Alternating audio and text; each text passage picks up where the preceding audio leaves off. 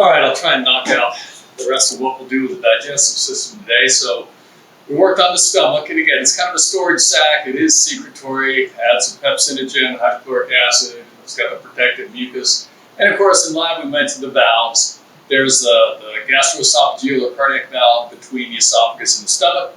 That's just an enlarged ring of that circular smooth muscle. It is normally closed. It opens when you swallow, so food can plop into the stomach, but then it closes again. So you can stand on your head after a meal, and it doesn't all come pouring out. Kind of handy. At the downstream end, from the stomach, from the small intestine, which is on this diagram, I realize again these are light to see. You can refer to the PowerPoint if you need to. You're just going to see there. But there's another enlarged ring of circular smooth muscle at the downstream end of the stomach. That is the pyloric sphincter.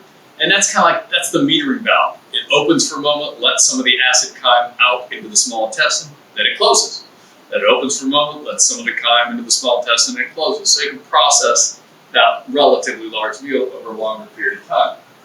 So the next thing we'll look at the small intestine, and I'll go through it pretty quickly, but then at this point, this is where the remaining accessory digestive glands will release their contents, so we'll probably spend more time on those. Again, if you recall from lab, the small intestine kind of got three regions. In a human cadaver, the first region is the duodenum. It's about 12 inches long. It's kind of what they're showing you here. And that one's fixed into mesenteries. It's pretty rigid compared to the rest of the small intestine. It's also behind the peritoneal membrane, so you might see it referred to as retroperitoneal. Then you have the jejunum, which is about 7 feet long, and the last is the ileum, which will then drain into the colon or large intestine. So on the duodenum here, I'm going to introduce the remaining accessory digestive glands. There's 3 more we've seen in the lab. The first one we'll look at is the liver, which would be located up here above these ducts, kind of off the diagram. The liver has a variety of functions, not all digestive. You know, lipid metabolism, carbohydrate metabolism and storage, that's all in the liver. Detoxification of material in the blood, that's all in the liver. Iron metabolism, red blood cell recycling, it does a lot of things. But for the digestive system, the liver is an accessory digestive gland. It produces one substance called bile. And the bile is released through those ducts we looked at in lab. You know, here are your hepatic ducts coming out of the liver, joined by the cystic duct coming out of the gallbladder. Common bile duct goes down, and it enters, kind of goes behind the pancreas here, and it enters the duodenum right here. That's that little duodenal papilla. It's a little finger-like projection that bile ducts and the pancreatic duct will release their contents to mix with the food. Now, what's in bile? Bile has again, it's an aqueous solution. It's a mixture of material. It's got cholesterol, iron, water. A couple of the important components I should mention. Bile contains bile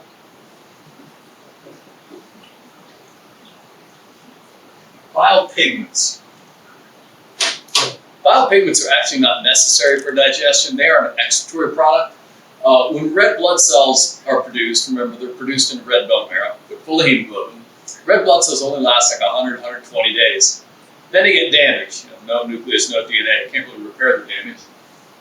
And they are recycled.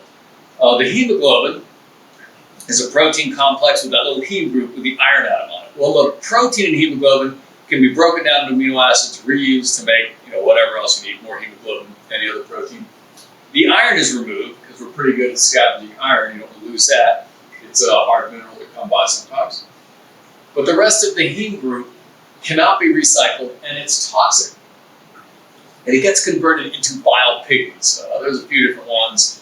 Bilirubin is a reddish-orange looking pigment. Biliverdin is green looking. So the liver takes this heme and converts it into it gets converted into bilirubin and biliverdin. And then you have to remove it because they are toxic. This is what gives the color to the bile. Why the ducts in the cat are often stained green is the biliverdin. This is also, if someone has liver troubles and the liver's not working properly, you don't remove enough of the bile pigments, you get jaundice. The skin gets this kind of off suntan color looking brownish color. Whites of the eyes get brownish, orangish. That's from the buildup of the bile pigments. The kidneys also remove some of the bile pigments. That's why your urine kind of looks brownish yellow. It's a lot of the bilirubin. But most of the bile pigments are released by the liver, just as an excretory product. You just dump in the intestine, they're going to be carried out. And they are grayish orange when they start. Of course, after they're digested, it's the bile pigments that make your feces brown after they're digested. That's why if you do have liver problems, not only do you get jaundice, your feces kind of look a slick, grayish, whitish color. They lose pigment. That's bile pigment. So that is just an excretory product. There's some cholesterol also removed by the liver, dumped into bile. The active component of the bile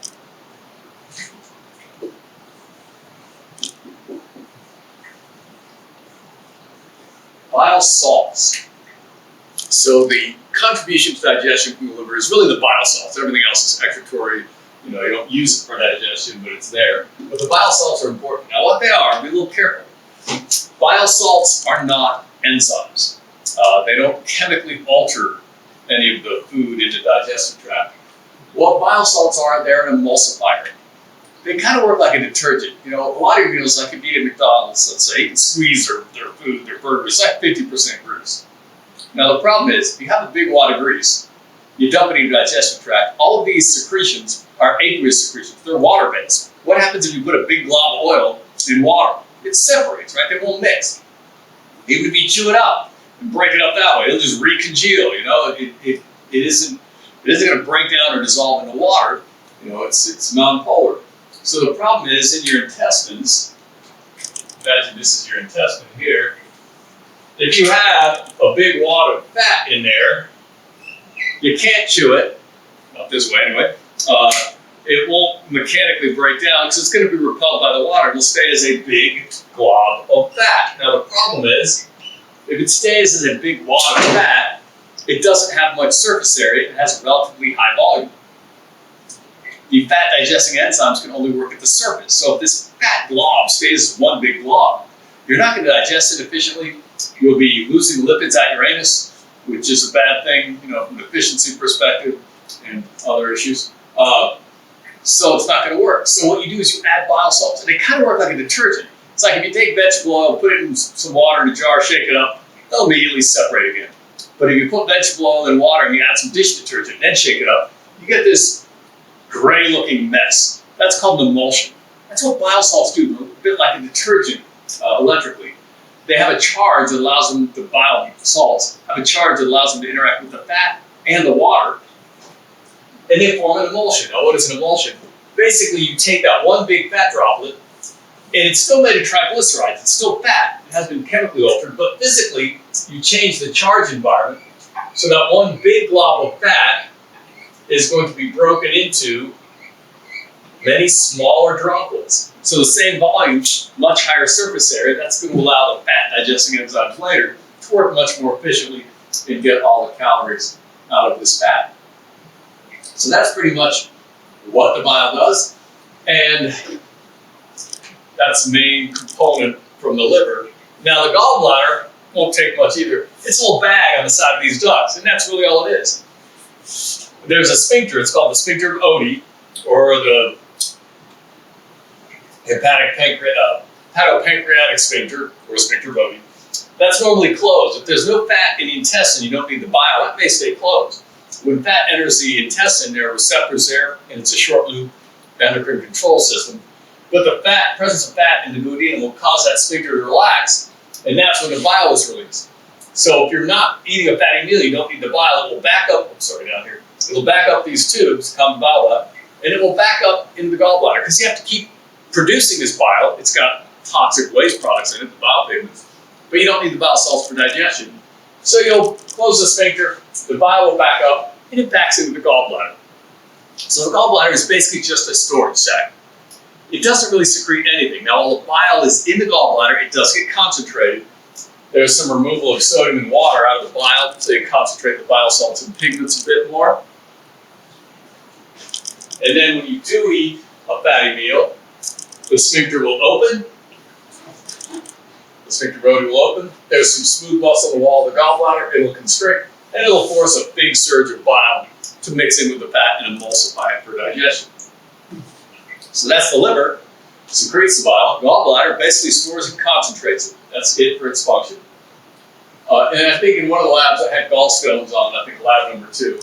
As the bile is concentrated, there cannot be a lot of cholesterol in it. Many of those gallstones are made of just precipitated cholesterol that drops out of solution and you can plug up these ducts. That's why they're a problem.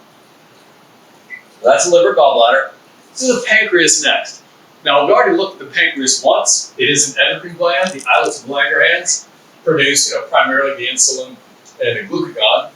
But all those acidia, the acinar cells, the exocrine cells, they are not endocrine cells, they're exocrine cells. They're connected to these ducts. These are the pancreatic ducts. There may be a couple of them that also exit into the duodenum. That's a duodenal papilla. That's a minor duodenal papilla. Like I said, there might be a couple ducts out of the pancreas. The pancreas produces and releases pancreatic juice.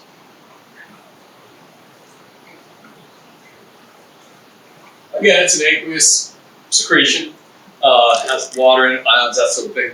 It's also got a large number of important enzymes. I'll list a few of them here. There's pancreatic amylase. Does the same thing as salivary amylase, although it's a different enzyme, but it works the same way. It breaks starches down into the disaccharide maltose. Starch. And maltose is a disaccharide. It's 2 glucose molecules held together. So be aware, that's not completely digested yet. You need to get it to a monosaccharide, a single glucose molecule. There are also some major source of lipase enzymes. Again, a lot of enzymes are just, you give the name of what they work on, add ace to the end. Lipase, what does it digest? Lipids, that should be a given. So lipase will break down triglycerides into glycerol and fatty acids. Their digestion is then done. There are a number of, let's see, we also have nucleases. Yeah, the name kind of tells you what it does. It breaks down the nucleic acids into the nucleotides. Sorry, lost it for a minute. So nucleic acids, DNA, and RNA are broken down into nucleotides. Guanine, thymine, uracil, that sort of thing. And fourth, there are a number of proteases. Now, protease is not an enzyme. A lot of these are groups of enzymes. But the proteases, there's multiple ones that come from the pancreas, multiple protein-digesting enzymes. I think examples in your textbook are trypsin, carboxypeptidase, chymotrypsin. They work in a similar manner to pepsin from the stomach. They are released in an active form, activated when they're released into the duodenum. They digest proteins. You'll find there's a lot of different protein-digesting enzymes, not just one, like amylase. That's in part because the way protein-digesting enzymes work, they recognize a sequence of amino acids in the protein, and that's where they cleave it. So if you just added like pepsin, all you do is you take a protein and you chop it into a few pieces, then it would stop. The enzyme can't do anything else. Then you have a different enzyme that recognizes a different sequence of amino acids, and it cleaves the fragments into smaller fragments, and so on. So a number of protein-digesting enzymes working together collectively chop that protein into very small fragments, and ultimately you'll get down to amino acids. So a bunch of different enzymes. Then, one of the other components of pancreatic juice is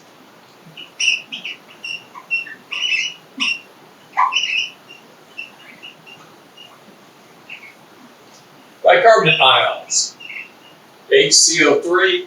These, of course, are not an enzyme, they're just an ion, but they are basic.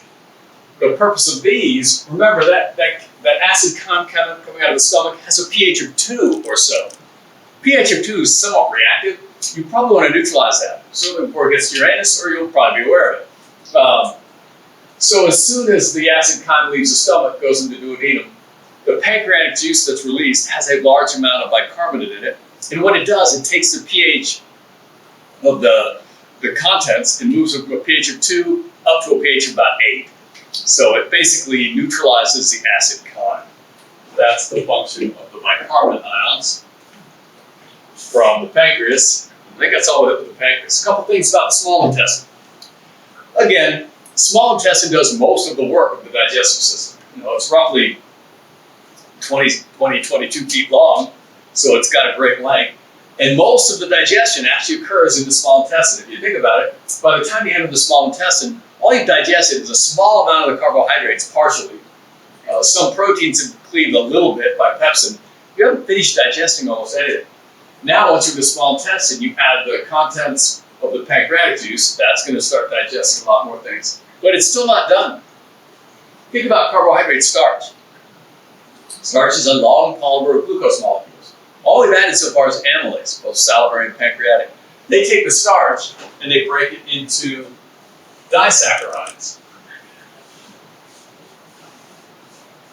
Remember, disaccharide like maltose is a glucose molecule attached to a second glucose molecule that is a disaccharide. Specifically, if it's two glucose molecules, it's maltose. You're not done digesting that. The pancreatic cells themselves have a huge number of, the intestinal cells themselves have a huge number of intestinal enzymes. They do all the final digesting. Now, the variety is huge because you haven't finished digesting a lot of things. But to give you an example, maltose is a form of carbohydrate you find in the small intestine. So the intestines have an enzyme called maltase. What does it do? It converts the disaccharide maltose into two individual glucose molecules. So much of the final digestion is going to occur in the small intestine. And these enzymes are a little different. So far, all these glands have been just dumping, pancreatic juice or gastric juice or saliva in the food, mixing with it. It's not the way the intestinal enzymes work. They are not released. If you look at an intestinal cell, I'll draw it as a big columnar cell like that. You have the basal end that's attached to the basal membrane underneath, and the apical end is in contact with the food, which will be up here. Intestinal enzymes are basically transmembrane proteins, or integral membrane proteins. You remember you have proteins in the membrane that pass through both sides.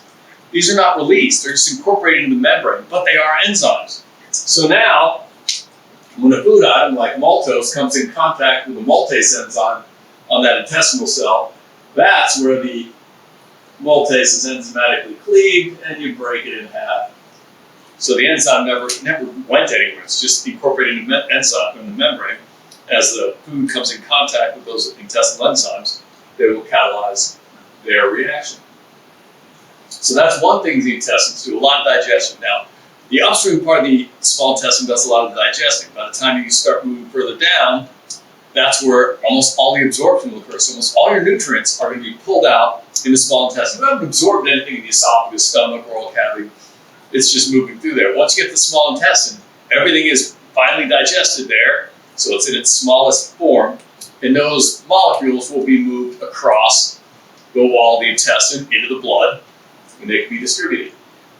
And remember, all of these monomers, like glucose, amino acids, fatty acids, they're going to move across the walls of the intestine, which is lined with epithelium, by some kind of membrane transport, diffusion, facilitated diffusion, osmosis if it's water. And if you remember, all these forms of transport are dependent on certain things. You look at concentration gradient, surface area, distance, that sort of thing. Well, if you look at the small intestine, why is it 22 feet long? I mean, the distance between your mouth and your anus is only a couple of feet, right? Why not have just a straight tube, be done with it? You'd be really skinny then.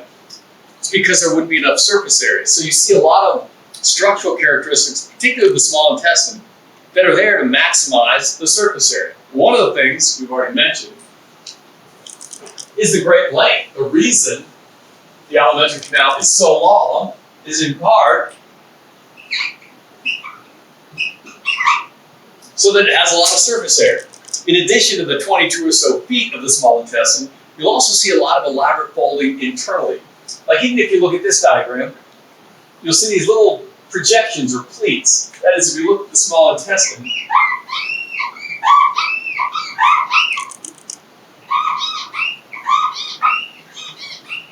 along its length, there are these circular pleats or folds of tissue. They're actually called circular folds or plicae circularis. Let me see if I can find an enlargement here.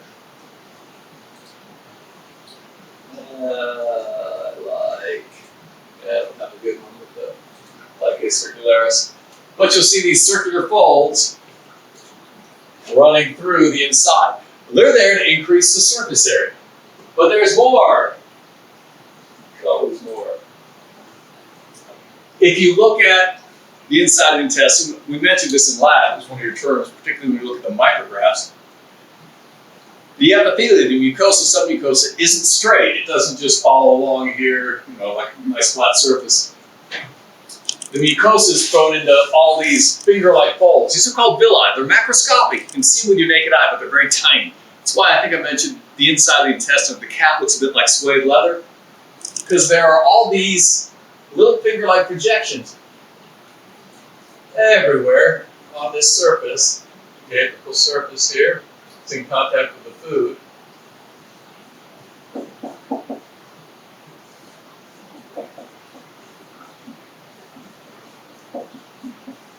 So you got these circular folds, you got the great length, and then you have these villi, which, if you had a real small pair of forceps, you could grab those. They're big enough to see, they have magnifying glasses with small forceps, you might be able to grab one. They're tiny, but they're not microscopic.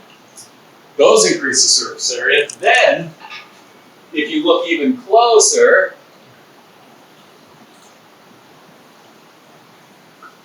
you will see even smaller projections.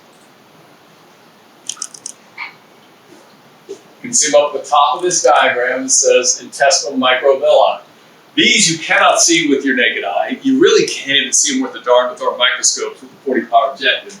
But if you look at an intestinal cell, they're not flat at the top. The apical portion of the cell is thrown into these little tiny microscopic projections. Those are called microvilli.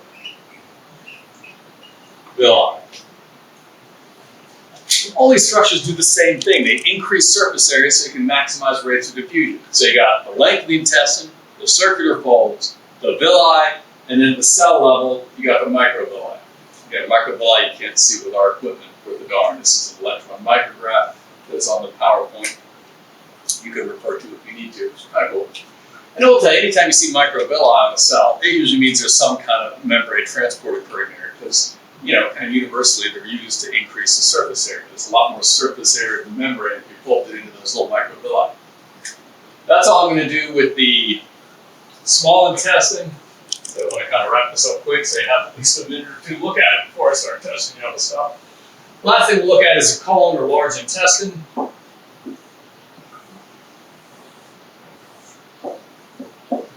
You can use those names interchangeably. Colon and large intestine are the same thing. And basically by this point, most of the nutrients have been removed from the food by the time it reaches the colon. But you've added many liters of water, all these aqueous solutions, the mucus, the gastric juice, the pancreatic juice, the bile, those are all aqueous solutions.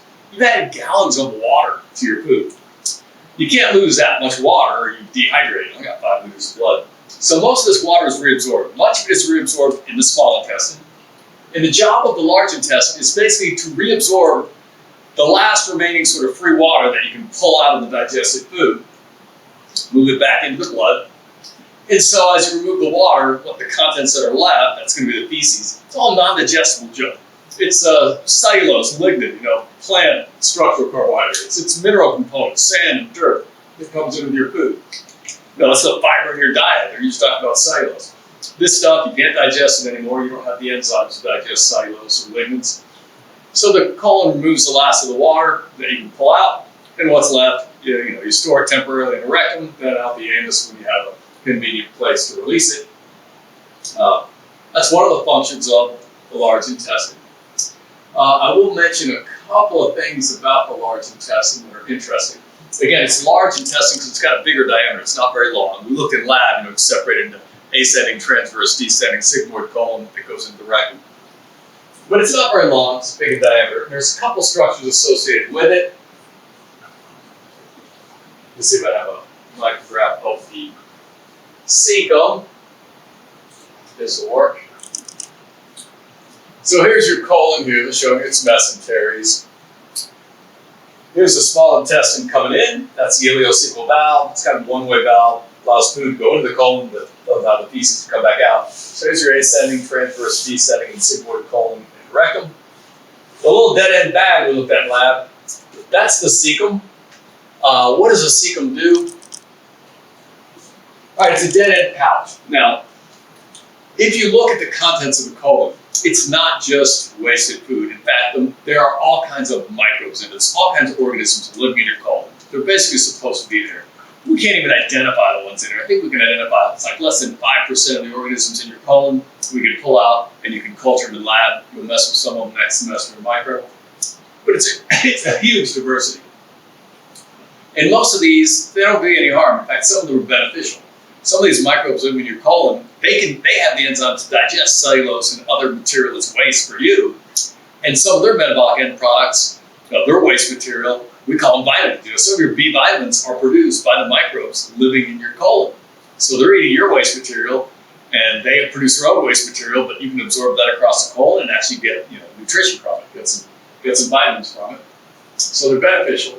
Also, the microbes in your colon, they're sort of commensal. They may be beneficial. They probably are. Most of them are not pathogens, but they help prevent you from getting infections from pathogens. See, as I mentioned earlier, lots of things would like to take up residence in your alimentary canal. It's a great place to live for a lot of microbes. Constant food, constant temperature, plenty of moisture. You don't want any random organism living there. Most of the organisms in your colon are harmless. In fact, again, some of them are beneficial. But there are some that get in there, pathogens, that will start irritating or digesting or attacking the cells on your colon. When that happens, you get severe diarrhea, dysentery, which means inflammation in the large intestine, doesn't reabsorb the water, you get severe diarrhea, and that still kills over 1 million people on the planet every year. It can be pretty nasty. Dehydration, electrolyte imbalances. So you don't want infections in here. Well, it turns out if you have a population of microbes in your colon already, that may give you some protection against infection from pathogens. That's sort of what they call niche exclusion. If you already have a good population living in there, if a pathogen gets in there, before it can get a foothold, it actually has to outcompete the organisms already there. So you have some protection. The problem is there are lots of materials in the environment that are antimicrobial. They can kill everything in there. Let's say eat some moldy bread, which has, penicillin on it or something. If you kill all these guys in your colon, one, you're not getting the vitamins you put into it could get. Second, you may open yourself up to infection. But the cecum is a dead-end pouch. The normal flow kind of through this system, there's small intestine, large intestine, and out. The cecum is like a little backwater. One of its functions in some mammals, maybe it acts as a reservoir. The organisms back here are shielded from any toxic compounds you eat. So once that passes through, these can act as colonizing agents very quickly. Once the toxin moves through, these things that are still up in your cecum can repopulate your colon very quickly. Now, humans have a pretty small cecum, so do the cats. But if you look at herbivores, the cecum has additional functions. It can get huge and measured in feet.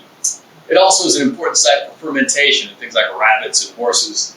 They culture the microbes to break down the cellulose for them. So the cecum might be really elaborate or much larger in herbivores.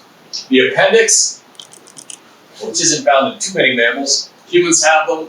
Cats may have a remnant one as well, although I can never see it. The appendix is, it doesn't do anything for the digestive system. One hypothesis is it's a remnant of what used to be a larger cecum. Again, we have some evidence, evolutionarily, of humans' diet is changing. It used to be more herbivorous, now it's more carnivorous, more meat. Herbivores, I've already mentioned, typically have a larger cecum because it's necessary to efficiently digest a lot of plant material. Carnivores typically don't have a cecum, you don't need it. Well, we had, it's possible, a bigger cecum at one time. Imagine our cecum was more like a rabbit's or